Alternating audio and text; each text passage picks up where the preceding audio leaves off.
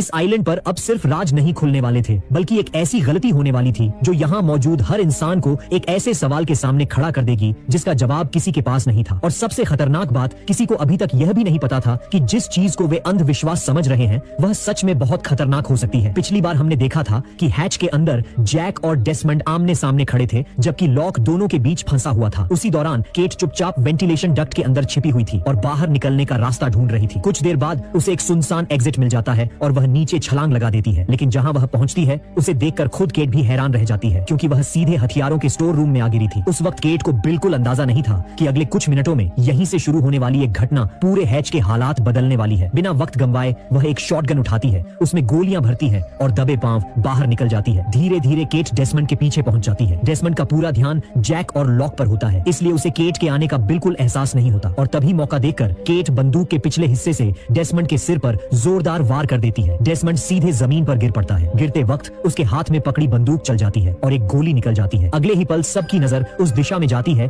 जहां गोली लगी है। गोली सीधे कंप्यूटर में जाकर धंस चुकी होती है। मशीन से चिंगारियां निकल रही हैं, जलने की बदबू फैल रही है और धुआं उठने लगता है। ये देखते ही डेसमंड के चेहरे का रंग उड़ जाता है। उसे अपनी चोट की भी परवाह नहीं रहती। डेसमंड घबराकर चिल्लाता है कि तुम लोगों ने क्या कर दिया, हम सब मर जाएंगे। डेसमंड की आवाज में ऐसा डर होता है जो अब तक किसी ने उसमें नहीं देखा था। डेसमंड लड़खड़ाते हुए उठता है और कंप्यूटर तक पहुंचने की कोशिश करता है, लेकिन जैक उसे तुरंत पकड़कर जमीन पर दबा देता है। डेसमंड बार बार दीवार पर लगे काउंटडाउन की तरफ इशारा करता है। डेसमंड कहता है कि कंप्यूटर को ठीक करना होगा, काउंटडाउन खत्म होने से पहले नंबर डालने होंगे और फिर एंटर बटन दबाना होगा। लेकिन जैक अब पूरी तरह गुस्से में है। जैक पूछता है कि अगर ये नहीं किया तो क्या होगा, साफ साफ बताओ। डेसमंड जवाब देने ही वाला होता है कि अचानक उसकी नजर जैक के चेहरे पर टिक जाती है। वह कुछ सेकंड तक जैक को ध्यान से देखता रहता है, जैसे उसे कोई पुरानी याद अचानक याद आ गई हो। फिर डेसमंड कहता है कि उसे लगता है वह पहले जैक से मिल चुका है। ये सुनते ही जैक का चेहरा बदल जाता है, जैसे उसने अचानक उसके दिमाग में दबा हुआ कोई पुराना दरवाजा खोल दिया हो। कुछ पल के लिए जैक चुप हो जाता है और फिर डेसमंड को रोकना छोड़ देता है। जैक केट से कहता है कि डेसमंड पर नजर रखे। लॉक भी जैक के चेहरे का बदलाव नोटिस करता है, लेकिन फिलहाल कुछ नहीं कहता। इधर डेसमंड भागकर कंप्यूटर के पास पहुंचता है, मगर एक नजर डालते ही समझ जाता है कि नुकसान काफी ज्यादा हो चुका है। अब समय तेजी से निकल रहा है और काउंटडाउन भी लगातार कम हो रहा है। लॉक और केट की निगरानी में डेसमंड पूरे कमरे में कंप्यूटर ठीक करने का कोई तरीका ढूंढने लगता है। इसी बीच केट को याद आता है कि सईद इलेक्ट्रॉनिक्स और मशीनों में काफी माहिर है। लॉक तुरंत केट से कहता है कि सईद को जल्दी से जल्दी यहाँ बुलाना होगा। डेसमंड उन्हें रास्ता भी बताता है। डेसमंड कहता है कि हैच के मेन रास्ते के अलावा यहाँ आने जाने का एक और दरवाजा भी मौजूद है। यहाँ डेसमंड को आखिरकार कुछ जरूरी पार्ट्स मिल जाते हैं जिनसे शायद कंप्यूटर ठीक हो सके, लेकिन जैक अभी भी जवाब चाहता है। जैक उन पार्ट्स को अपने हाथ में पकड़ लेता है और कह देता है कि जब तक डेसमंड सारी सच्चाई नहीं बताएगा उसे ये वापस नहीं मिलेंगे। फिर जैक पूछता है कि आखिर डेसमंड यहाँ पहुंचा कैसे। डेसमंड की हालत ऐसी हो जाती है जैसे उसका सिर पकड़ लेने का मन कर रहा हो। उसके सामने टूटा हुआ कंप्यूटर है, काउंटडाउन चल रहा है और जैक इंटरव्यू लेने बैठ गया है। डेसमंड लगभग परेशान होकर कहता है कि क्या मैं पहले कंप्यूटर ठीक कर लूं, लेकिन यहाँ बंदूक और पार्ट्स दोनों जैक के पास है, इसलिए मजबूर होकर डेसमंड बताना शुरू करता है। डेसमंड कहता है कि 3 साल पहले वह दुनिया का चक्कर लगाने निकला था। सफर के दौरान उसका जहाज समुद्र में एक चट्टान से टकरा गया और वह इस रहस्यमयी आइलैंड पर आ पहुंचा। यही डेसमंड की मुलाकात केल्विन नाम के आदमी से हुई। उसी आदमी ने उसकी जान बचाई थी और उसे इस हैच के अंदर लेकर आया था। केल्विन ने ही डेसमंड को सिखाया था कि हर बार काउंटडाउन खत्म होने से पहले कंप्यूटर में नंबर डालने हैं, एंटर दबाना है और टाइमर को फिर से रीसेट करना है। लेकिन जब डेसमंड ने पूछा था कि आखिर यह सब क्यों करना पड़ता है, क्या वह दुनिया को बचा रहा है, तब केल्विन ने उसे कोई साफ जवाब नहीं दिया था। उसके पास बस एक ही जवाब था और वही जवाब वह बार बार दोहराता रहता था। कुछ समय तक दोनों साथ रहे, लेकिन ज्यादा दिन नहीं बीते कि केल्विन की मौत हो गई। उसके बाद से यह पूरा काम अकेले डेसमंड ही कर रहा था। यह कहानी सुनने के बाद जैक आखिरकार वे पार्ट्स वापस कर देता है। डेसमंड बिना एक सेकंड गंवाए फिर से कंप्यूटर ठीक करने में जुट जाता है, लेकिन जैक अब भी डेसमंड की बातों पर यकीन करने को तैयार नहीं था। जैक ताना मारते हुए कहता है कि क्यों ना खुद को नई दुनिया का मसीहा ही घोषित कर दो, कहीं तुमने जरूरत से ज्यादा जापानी हीरो वाली कॉमिक्स तो नहीं पढ़ ली। लेकिन डेसमंड समझ चुका था कि बहस से कुछ हासिल नहीं होने वाला। जैक उसे पागल समझ रहा था और उसकी कोई बात मानने वाला नहीं था। तभी डेसमंड जैक और लॉक से कहता है कि अगर उन्हें सच जानना है तो खुद जाकर वीडियो टेप देख ले, शायद वहाँ उन्हें कुछ ऐसे जवाब मिल जाएं जो उसकी बातों से नहीं मिल रहे। इस वक्त इन्हें अंदाजा नहीं है कि यह पुरानी रिकॉर्डिंग आने वाले कई सवालों को और उलझाने वाली है। हैच के अंदर ही एक प्रोजेक्टर भी मौजूद था। लॉक तलाश करते हुए छिपा कर रखी गई वीडियो टेप निकाल लेता है। यहाँ जैक का सब्र लगातार खत्म होता जा रहा था। इसे पूरा यकीन था कि डेसमंड का दिमाग खराब हो चुका है। जैक लॉक को समझाने की कोशिश करता है कि यह आदमी पूरी तरह सनकी है और उसकी किसी बात पर भरोसा करना बेवकूफी होगी, लेकिन लॉक की नजर किसी और चीज पर थी। लॉक शांत आवाज में कहता है कि डेसमंड की बातों से ज्यादा अजीब जैक का व्यवहार लग रहा है। आखिर डेसमंड के पहचान लेने भर से जैक इतना बेचैन क्यों हो गया। ये सवाल सुनते ही जैक कुछ पल के लिए चुप हो जाता है। उसके पास इसका कोई जवाब नहीं होता। अब दोनों साथ बैठकर वीडियो चलाते हैं। स्क्रीन पर सबसे पहले एक अजीब सा लोगो दिखाई देता है। फिर वीडियो में एक डॉक्टर नजर आता है जो बताता है कि वे लोग इस समय धर्मा इनिशिएटिव के तीसरे स्टेशन से जुड़ी जानकारी देखने वाले हैं। जैसे जैसे रिकॉर्डिंग आगे बढ़ती है, हैच का रहस्य और गहरा होने लगता है। डॉक्टर बताता है कि धर्मा इनिशिएटिव की शुरुआत 1970 के दशक में मिशिगन यूनिवर्सिटी के 2 रिसर्च स्कॉलर्स ने की थी। एक बड़े इंडस्ट्रियलिस्ट फैमिली की फंडिंग से इस प्रोजेक्ट को शुरू किया गया था। उनका प्लान था कि इस स्टेशन को एक रिसर्च लैब बनाया जाए, जहां वैज्ञानिक इस आइलैंड के इस हिस्से से निकलने वाली अनोखी इलेक्ट्रोमैग्नेटिक एनर्जी का स्टडी कर सके। साथ ही वे यहाँ कई तरह के सोशल साइंस एक्सपेरिमेंट भी करना चाहते थे। शुरुआत में सब कुछ सामान्य लग रहा था, लेकिन फिर कुछ ऐसा हुआ जिसने पूरे प्रोजेक्ट की दिशा बदल दी। वीडियो में बताया जाता है कि कुछ समय बाद यहाँ एक दुर्घटना हुई थी। उसी घटना के बाद यह नियम बनाया गया कि तय समय खत्म होने से पहले कंप्यूटर में नंबर डालकर काउंटडाउन रीसेट करना जरूरी होगा। अगर ऐसा नहीं किया गया तो उसके परिणाम बेहद गंभीर हो सकते हैं। वीडियो यहाँ तक पहुँचते पहुँचते खत्म हो जाती है, लेकिन जवाब मिलने की बजाय सवाल और बढ़ चुके होते हैं। लॉक पूरी रिकॉर्डिंग दोबारा देखना चाहता है। उसे लगता है कि शायद कोई जरूरी बात छूट गई हो, लेकिन जैक का धैर्य जवाब दे चुका था। जैक लगभग झुंझलाते हुए कहता है कि वह यह बकवास दोबारा नहीं देखने वाला। उसके हिसाब से बेहतर होगा कि सीधे डेसमंड से और जानकारी निकाली जाए। इसके बाद जैक वापस डेसमंड के पास जाता है। उसके दिमाग में अब एक नई थ्योरी चल रही थी। जैक कहता है कि पूरा धर्मा प्रोजेक्ट शायद एक साइकोलॉजिकल एक्सपेरिमेंट है। लोगों को डराकर उनसे एक ही काम बार बार करवाया जा रहा है। उसके हिसाब से अगर कोई नंबर न भी डाले तो शायद कुछ नहीं होगा, लेकिन डेसमंड इस बात को इतनी आसानी से खारिज नहीं कर सकता था। डेसमंड ने खुद भी कई बार यही सोचा था। कई बार उसे लगा था कि शायद वह बेवजह यह सब कर रहा है, मगर एक चीज ऐसी थी जिसे वह नजरअंदाज नहीं कर सकता था। हैच के अंदर सचमुच एक अजीब इलेक्ट्रोमैग्नेटिक प्रभाव मौजूद था। डेसमंड बताता है कि हर बार जब वह अंदर मौजूद एक खास कंक्रीट वाले हिस्से के पास से गुजरता, उसके शरीर में अजीब बेचैनी होने लगती थी। ऐसा महसूस होता था जैसे कोई अनदेखी ताकत वहाँ काम कर रही हो। इसी वजह से उसने हमेशा सावधानी को चुना। उसके लिए गलत साबित होना बेहतर था, लेकिन दूसरों की जान जोखिम में डालना नहीं। इस बीच समय लगातार निकलता जा रहा था। अब काउंटडाउन में सिर्फ 49 मिनट बचे थे। डेसमंड पूरी कोशिश के साथ कंप्यूटर ठीक करने में लगा हुआ था। काफी मेहनत के बाद वह सिस्टम को दोबारा चालू करने की कोशिश करता है। कुछ सेकंड के लिए ऐसा लगता है कि शायद मशीन वापस चल पड़ेगी, लेकिन अगले ही पल सब कुछ बिगड़ जाता है। सिस्टम फेल हो जाता है। पूरे हैच की बिजली झपक कर बंद हो जाती है। शॉर्ट सर्किट की वजह से चारों तरफ अंधेरा छा जाता है और कंप्यूटर एक बार फिर पूरी तरह बंद पड़ जाता है। यही वह पल था जहां डेसमंड का भरोसा टूटने लगता है। उसे महसूस होने लगता है कि अब शायद हालात उसके हाथ से निकल चुके हैं। बिना एक पल गंवाए डेसमंड जरूरी राशन और दवाइयां इकट्ठा करने लगता है। फिर वह सब सामान उठाता है और दूसरे दरवाजे की तरफ दौड़ पड़ता है। उसे देखकर साफ लग रहा था कि वह यहाँ रुकने का इरादा छोड़ चुका है। लॉक डेसमंड को रोकने की कोशिश करता है, लेकिन डेसमंड उसकी एक नहीं सुनता। वह तेजी से बाहर निकल जाता है। जैक तुरंत बंदूक उठाता है और उसके पीछे भाग पड़ता है। कुछ ही सेकंड में दोनों वहां से जा चुके होते हैं और अब पूरे हैच के अंदर सिर्फ लॉक अकेला रह जाता है। सामने टूटा हुआ सिस्टम, घटा हुआ काउंटडाउन और ऐसा रहस्य जिसका कोई साफ जवाब नहीं। लेकिन सबसे बड़ी समस्या यह थी कि लॉक को खुद नहीं पता था कि अब क्या करना चाहिए। यह स्थिति लॉक को उस पुराने दौर की याद दिला रही थी जब उसके अपने पिता ने उसे धोखा दिया था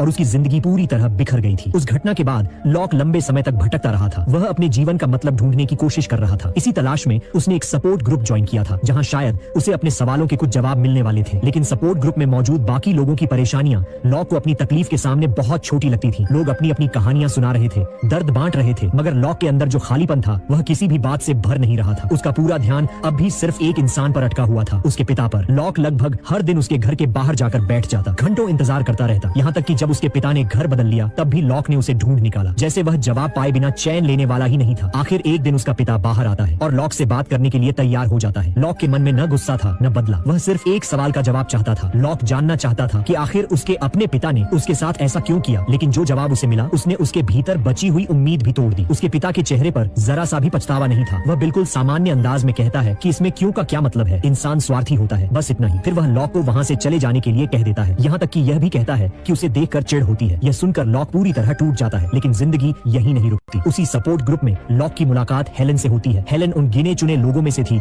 जो सच में लॉक की बात समझती थी। वह उसके दर्द को महसूस कर पाती थी। धीरे धीरे दोनों एक दूसरे के करीब आने लगते हैं और उनका रिश्ता मजबूत होने लगता है। काफी समय बाद लॉक को ऐसा लगता है कि शायद जिंदगी उसे दूसरा मौका दे रही है, लेकिन अतीत अब भी उसका पीछा नहीं छोड़ रहा था। हेलन चाहती थी कि लॉक अपने पिता को भूल जाए और बार बार उसके पीछे भागना बंद कर दे। वह चाहती थी कि लॉक अपनी नई जिंदगी पर ध्यान दे। लॉक उससे वादा भी कर लेता है। कुछ समय तक वह खुद को रोकने की कोशिश करता है, लेकिन अंदर का घाव अभी भरा नहीं था। आखिरकार लॉक फिर अपने पिता के घर के बाहर पहुंच जाता है। जब हेलन को इसका पता चलता है तो वह नाराज जरूर होती है, लेकिन उसका साथ नहीं छोड़ती, बल्कि वह लॉक को एक ऐसी बात कहती है जो उसके जीवन में हमेशा के लिए रह जाने वाली थी। हेलन कहती है कि हम में से कोई नहीं जानता कि आगे क्या होने वाला है। यही वजह है कि इसे फेथ की लीप कहते हैं। अगर सब कुछ पहले से पता हो तो फिर विश्वास का मतलब ही क्या रह जाएगा। हेलन उसे समझाती है कि भविष्य हमेशा अनजान होता है, लेकिन इसका मतलब यह नहीं कि इंसान जीना छोड़ दे। वह लॉक का हाथ थामकर उसके साथ उस अनिश्चित भविष्य का सामना करना चाहती थी और चाहती थी कि लॉक अपने दर्दनाक अतीत को पीछे छोड़ दे। यही बात आगे चलकर लॉक के कई फैसलों पर असर डालने वाली थी। हालांकि इस वक्त उसे खुद भी इसका अंदाजा नहीं था। यहाँ प्रेजेंट में हैच के अंदर हालात लगातार बिगड़ते जा रहे थे। तभी लॉक की लगभग टूट चुकी उम्मीद के बीच केट, सईद और हर्ली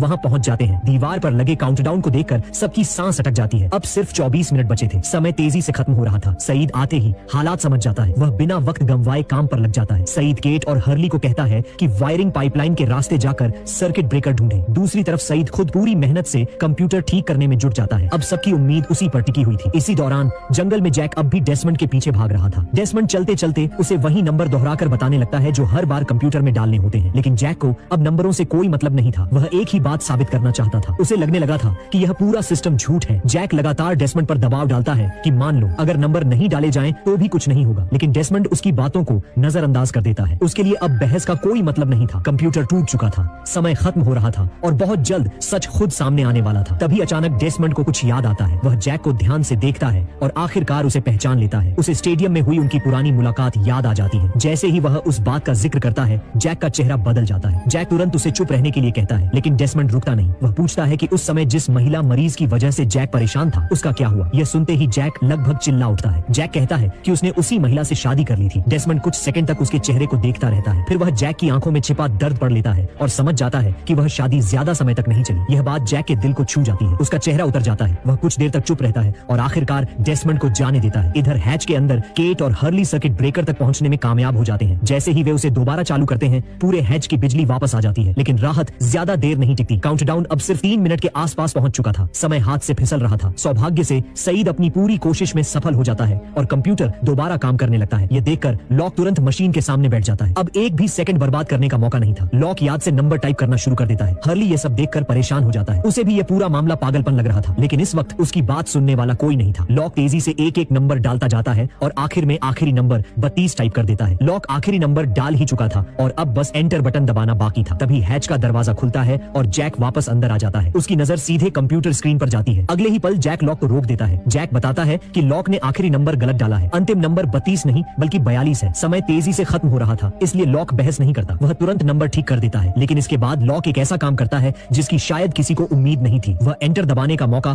खुद रखने की बजाय जैक को दे देता है, जैसे लॉक चाहता हो कि फैसला जैक खुद करे। जैक यह जिम्मेदारी लेने को तैयार नहीं था। दोनों के बीच फिर बहस शुरू हो जाती है। जैक समझ नहीं पा रहा था कि आखिर लॉक डेसमंड की बातों पर इतना भरोसा कैसे कर सकता है। अब लॉक भी उतना ही हैरान था। उसके लिए सवाल यह था कि जैक हर चीज पर शक क्यों करता है। दोनों की सोच एक दूसरे से बिल्कुल उलट थी और इस वक्त वही टकराव सामने खड़ा था। लेकिन बहस करने का समय खत्म हो रहा था। काउंटडाउन में सिर्फ 30 सेकंड बचे थे। पूरे हैच में अलार्म की तेज आवाज गूंज रही थी। हर बीप के साथ सबकी धड़कन और तेज हो रही थी। किसी को नहीं पता था कि अगर समय खत्म हो गया तो क्या होगा। आखिरकार आखिरी पल में जैक आगे बढ़ता है और एंटर बटन दबा देता है। अगले ही सेकंड काउंटडाउन फिर से 108 मिनट पर रीसेट हो जाता है। सब कुछ अचानक शांत हो जाता है। अलार्म बंद हो जाता है। खतरा फिलहाल टल चुका था, लेकिन जैक के चेहरे पर राहत नहीं थी। वह ऐसा लग रहा था जैसे किसी ने उसकी पूरी सोच को झकझोर दिया हो। बिना कुछ कहे जैक वहाँ से उदास और उलझन भरे कदमों से दूर चला जाता है। अब हैच के अंदर क्या चल रहा है, यह बात सिर्फ जैक, लॉक, केट, सईद और हर्ली समेत कुछ ही लोगों को पता थी। बाकी बचे हुए सर्वाइवर्स अभी भी अंधेरे में थे। कुछ समय बाद जब हर्ली की बारी आती है नंबर डालने की और वह अपना काम खत्म करके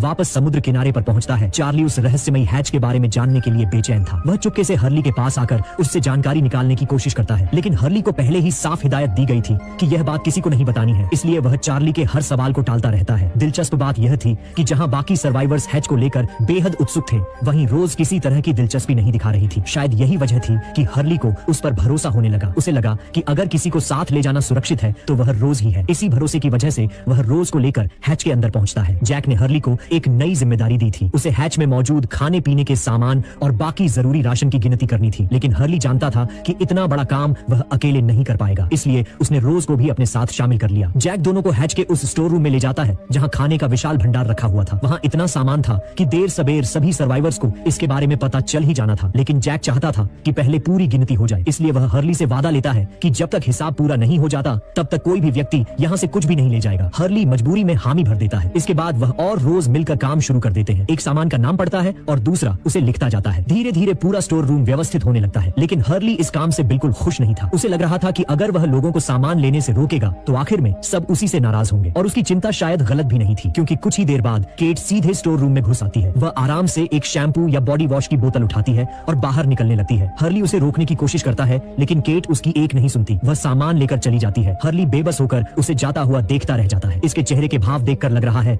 जैसे अभी रो पड़ेगा। रोज उसे समझाती है कि आखिर वह सिर्फ एक बोतल ही तो थी, लेकिन हर्ली की परेशानी सिर्फ उस बोतल को लेकर नहीं थी। उसे डर था कि अगर एक व्यक्ति ने सामान लेना शुरू किया तो बाकी लोग भी यही करेंगे और फिर पूरे स्टोर रूम का हिसाब बिगड़ जाएगा। उधर दूसरी तरफ लॉक अभी भी आइलैंड पर डेसमंड को ढूंढ रहा था। उसे उम्मीद थी कि शायद वह कहीं आसपास मिल जाए, लेकिन डेसमंड नहीं मिलता। उसकी जगह उसे चार्ली मिल जाता है। चार्ली के मन में अब भी हैच वाली बात अटकी हुई थी। उसे बुरा लग रहा था कि उसने एरन को बचाने में मदद की, बाकी लोगों के लिए इतना कुछ किया, फिर भी उसे इस पूरे मामले से दूर रखा गया। उसे लग रहा था कि लॉक और बाकी लोग उसे गंभीरता से नहीं लेते। लॉक को इसमें कोई खास राज वाली बात नहीं लगती, इसलिए वह पूरा मामला चार्ली को बता देता है। हैच काउंटडाउन नंबर और डेसमंड से जुड़ी सारी बातें सुनने के बाद चार्ली सबसे पहले एक अजीब सवाल पूछता है। उसे इस बात में ज्यादा दिलचस्पी थी कि आखिर हर्ली को इतनी इंपॉर्टेंट जिम्मेदारी क्यों दी गई। और जैसे ही उसे पता चलता है कि हर्ली खाने पीने के पूरे स्टॉक का इंचार्ज बना हुआ है, उसके दिमाग में तुरंत एक नया ख्याल आने लगता है। हर्ली के खाने वाले स्टोर की जिम्मेदारी मिलने की बात सुनते ही चार्ली सीधे उसके पास पहुंच जाता है। वह बड़ी उम्मीद से हर्ली से कहता है कि बस एक छोटी सी मदद कर दे और उसे चुपके से एक जार पीनट बटर दे दे। चार्ली को लगता था कि दोस्ती में इतनी सी बात तो बनती है, लेकिन हर्ली तुरंत मना कर देता है। उसने जैक से वादा किया था कि जब तक पूरा हिसाब खत्म नहीं हो जाता तब तक कोई भी सामान बाहर नहीं जाएगा, चाहे हालात कितने भी मुश्किल क्यों न हो। हर्ली अपना वादा तोड़ना नहीं चाहता था। हर्ली का जवाब सुनकर चार्ली का चेहरा उतर जाता है। वह नाराज होकर कहता है कि मैं तो तुम्हें अपना दोस्त समझता था, इतनी सी मदद भी नहीं कर सकते। यह कहकर चार्ली निराश होकर वहाँ से चला जाता है। चार्ली की बात हर्ली को भी बुरी लगती है, लेकिन वह जानता था कि यह जिम्मेदारी जितनी आसान दिख रही है असल में उतनी थी नहीं, और आने वाले समय में यही बात उसके लिए और बड़ी परेशानी बनने वाली थी। उधर हैच के अंदर सईद और जैक एक अलग ही रहस्य को समझने की कोशिश कर रहे थे। दोनों उस मोटी कंक्रीट की दीवार का इंस्पेक्शन कर रहे थे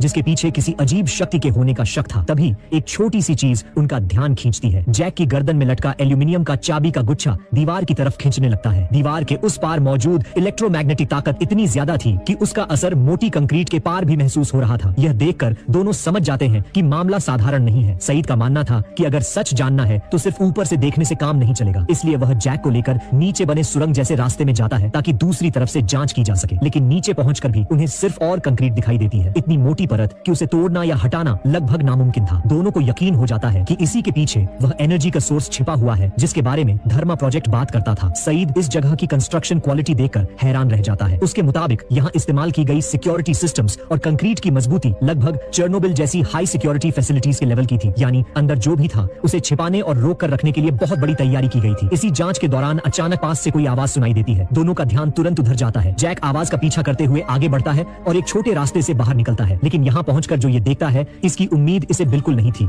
वहाँ केट आराम से गर्म पानी से नहा रही होती है। इतने तनाव और रहस्यों के बीच यह दृश्य कुछ सेकंड के लिए जैक को भी असहज कर देता है। दूसरी तरफ हर्ली का धैर्य अब जवाब देने लगा था। वह गुस्से में लॉक के पास पहुंचता है और शिकायत करता है कि उसे खाने की जिम्मेदारी वाली बात किसी को नहीं बतानी चाहिए थी। अगर लोग जान जाएंगे तो सारी मुसीबत उसी के सिर पड़ेगी। लेकिन लॉक इस बात को ज्यादा गंभीरता से नहीं लेता। उसे लगता है कि इसमें छिपाने जैसा कुछ नहीं है और इससे हर्ली का कोई नुकसान भी नहीं होगा। लॉक की यह बेफिक्री हर्ली को और ज्यादा चिढ़ा देती है। वह तंग आकर कहता है कि अगर कोई भी राज नहीं रख सकता तो फिर वह भी यह जिम्मेदारी नहीं निभाएगा। उसकी इरिटेशन अब गुस्से में बदल चुकी थी। गुस्से में आकर हर्ली वह डायनामाइट निकाल लाता है जिसे पहले छिपाकर रखा गया था। फिर वह उसे सावधानी से खाने वाले स्टोर रूम के अंदर रख देता है। उसके दिमाग में एक ही बात चल रही थी, अगर लोग लगातार उससे सवाल करेंगे, उसे झूठा समझेंगे और सारी जिम्मेदारी उसी पर डालेंगे तो इससे आसान है कि पूरा स्टोर रूम ही उड़ा दिया जाए। न सामान रहेगा और न कोई झगड़ा होगा। सौभाग्य से उसी वक्त रोज वहाँ पहुँच जाती है और उसे रोक लेती है, लेकिन रोज भी समझ रही थी कि हर्ली सिर्फ